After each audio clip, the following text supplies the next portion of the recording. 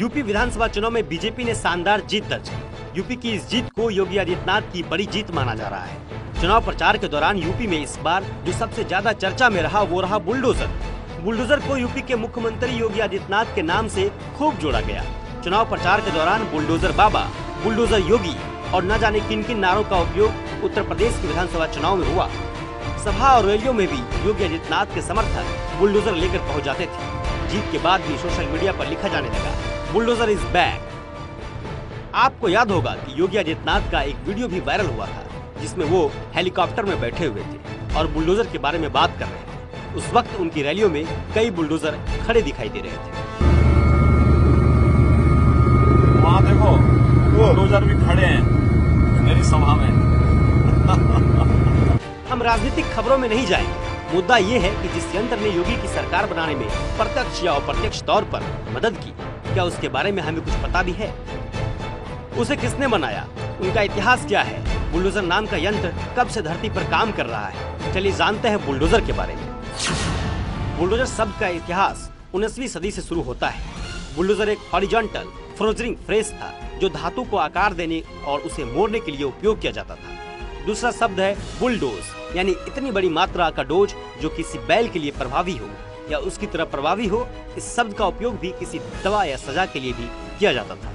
इस शब्द का जबरदस्ती और धमकाना भी मतलब था। बुलडोजर असल में कई यंत्रों का मिश्रण है। इसमें खुदाई का यंत्र अलग, तोड़फोड़ का अलग और चीजों को एक लेवल पर करने का यंत्र अलग, या फिर जरूरत पड़ने पर छेद करने के यंत्रों को जोड़ा जा सकता है। इन सभी को अलग अलग लोगों ने खोजा या बनाया।